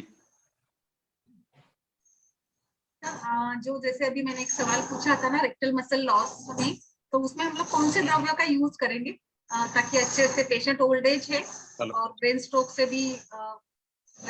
भी है उसको, तो उसमें हम लोग क्या दे सकते हैं सर? कौन से द्रव्य का बस्ती देंगे? डॉक्टर आशा जी ने एक पूछा है। जी, यहाँ पर स्टार्ट करते हैं हम लोग सहचरादि तेल से, आगे चलते हैं मुरीवेन्ना तेल, धन्वंतर तेल या क्षीर बला तेल। जो सहस्रपाकी क्षीर बला तेल आता है, ये यहाँ पर इस्तेमाल होता है। अगर आप खुद तैयार कर रहे हो तेल तो ये बहुत अच्छा काम करेगा। अगर कंपनीज का लेना है तो केरल वाली कंपनीज का प्रयोग करिए। Okay sir. और सर अभी जैसे आपने बच्चे की बात की, तो थोड़ा सा बच्चों के बारे में बताइए, कैसे हम लोग उसमें, जैसे आपके कुछ प्रैक्टिकल अनुभव, कितने साल से कितनी उम्र से, आप समय बार बार शायद घड़ी देख रहे हैं और आपको इतने इंटरेस्टिंग बता रहे हैं, तो I couldn't stop asking questions. मैं मूलतः कहीं दूसरे चक्कर में फंसा हूँ और आपके साथ बात कर रहा हूँ, ये दोनों चीजें साथ में हो रही है। Yes, yes, I understand. Just within 5 minutes we will pack up. Hello. जी जी जी, बिल्कुल। बच्चों के बारे में जो बता रहे थे, होता यह है कि बच्चों में कि आजकल आहार का बहुत गड़बड़ होता है। माँ के साथ में काम भी करती है, आराम भी नहीं करती और खाने पीने का भी ध्यान नहीं रखती है। ऐसे कंडीशंस में फ्रीजर के बाद में 1.5 दिन तक माँ को उठाते नहीं, इसलिए बच्चों को पहले दिन ही डिब्बे का दूध देते हैं या दूसरा कुछ गड़बड़ होता है। तो ये इन दैट केस ब्लोटिंग जो है, आद्मान जो है बच्चों में बहुत ज्यादा बढ़ जाता है। ये आद्मान आप पेट पर हल्का सा एरंडी का तेल लगाकर सेक कर निकाल सकते हो, ये एक तरीका है। लेकिन दूसरा तरीका है कि छोटा सा 5 ml का सिरिंज ले लिया और उससे आपने तेल कुनकुना करके 2 ml का तेल अंदर छोड़ दिया, वो वहीं पर आपके पूरे शरीर पर उसके फवारे उड़ा देगा, लेकिन आद्मान ब्लॉटिंग जो है वो कम हो जाएगा और शूल कम होना शुरू हो जाएगा। ये एक तरीका है। बच्चों में मैं 2 दिन के बच्चे से शुरू कर चुका हूँ और मतलब खुद के बच्चों पर भी ये ट्राई किया है, इसलिए दूसरों के बच्चों को देने में कोई दिक्कत नहीं है। जैसे जैसे उम्र बढ़ती जाएगी, जो 6 महीने का हो जाएगा तो वो मात्रा 10 ml की हो जाएगी, 1 साल का हो जाएगा तो 20 ml की हो जाएगी। इस तरीके से हम लोग बढ़ा सकते हैं। निरोह बस्ती जो है ये छोटे बच्चों में तो देते ही नहीं है, 12-13 साल के बाद ही नीरोबस्ती का प्रयोग होता है। तब तक हम लोग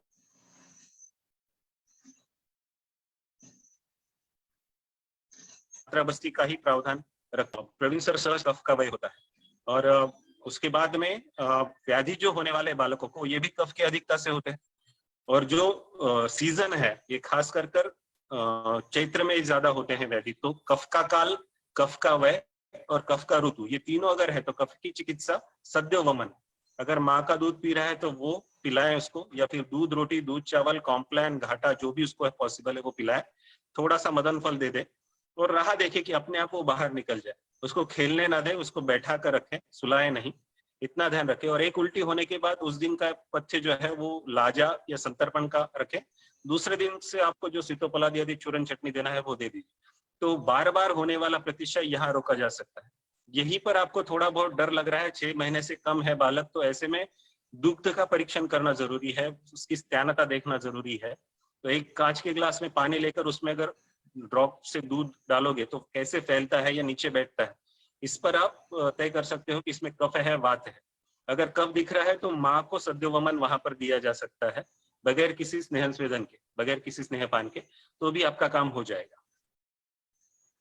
great sir, very nice sir, बहुत ही काफी हेलो। अच्छा। हाँ doctor Vipul please. Prostate cancer में वेट लॉस और बोन मेटास्टेसिस हो तो कौन सा पंचकर्म?